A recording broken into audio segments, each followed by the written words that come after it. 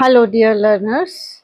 In this video we will discuss about Sonnet 31 by Philip Sidney.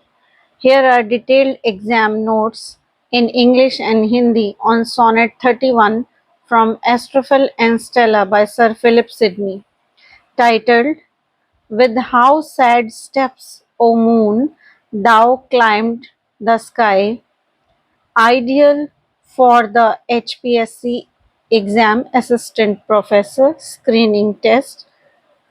And now we discuss in detail Sonnet 31 written by Philip Sidney, and the title is "With how sad steps, O moon, thou climbed at the sky."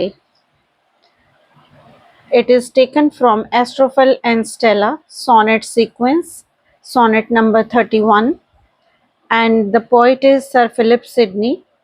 Now we discuss exam-oriented English summary of this sonnet. Theme is unacquitted love, emotional projections, and melancholy and betrayal.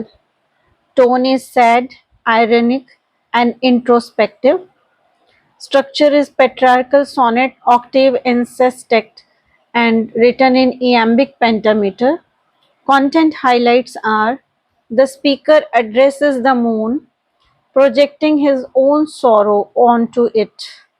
He sees the moon climbing the sky sadly and slowly, as if it too suffers from love's rejection. The speaker asks rhetorical question about the nature of love on the moon, whether proud women scorn for loyal lovers and beauty without pity exist there too. The poem reflects Astrophel's grief and cynicism towards Stella, who doesn't return his love. Key literary features of Sonnet 31: Astrophel. The moon is directly addressed, and personification is: the moon is shown as sad, feeling emotions, and rhetorical questions are: reveal bitterness and disappointment. Conceit is the idea that even the moon suffers from love. Few famous lines in this sonnet are: do they call virtue their ungratefulness? And meaning of this line is: do women like Stella on the moon also mistake virtue or sincerity for foolishness or weakness? And the message of this sonnet is: the sonnet expresses frustration with unreciprocated love and questions the value of constancy, loyalty, and emotional vulnerability in a world where beauty and pride overshadow virtue. Now we discuss the summary in Hindi.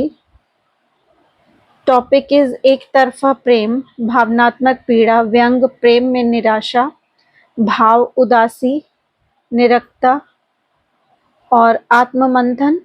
संरचना: Petrarchan sonnet, octave in sestet, iambic pentameter.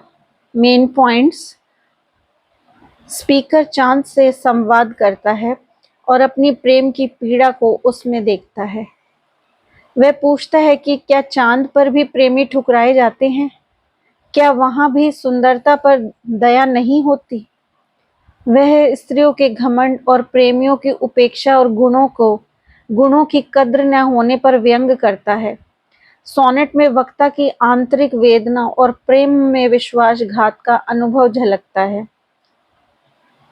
इसमें जो काव्य तत्व use हुए हैं: apostrophe, जिसमें चांद से सीधा संवाद किया गया है, वो एपोस्ट्रोफी है, जिसे हिंदी में अलंकार कहते हैं.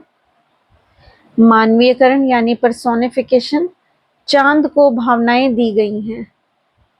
और प्रश्नात्मक शैली, जिसमें निराशा और व्यंग व्यक्त करते हुए इसमें famous line: do they call virtue there ungratefulness. और इस लाइन का मीनिंग है: क्या वहाँ भी चांद पर स्त्रियां सच्चे प्रेम को मूर्खता समझती हैं? यह सोनेट प्रेम से मिले हुए दर्द और ठुकराए जाने की पीड़ा को दर्शाता है। वक्ता मानता है कि संसार में गुणों की नहीं, केवल रूप और अहंकार की ही कद्र होती है। Few exam tips of this sonnet. Sidney uses the Petrarchal sonnet form to express emotional complexity. The poem uses the moon as metaphor for isolation and longing. It is useful for questions on Elizabethan sonneting, Astrophel emotional tone, and courtly love critique. Thank you. Have a nice day. See you in the next video on Sonnet 39 by Philip Sidney. Till then, goodbye.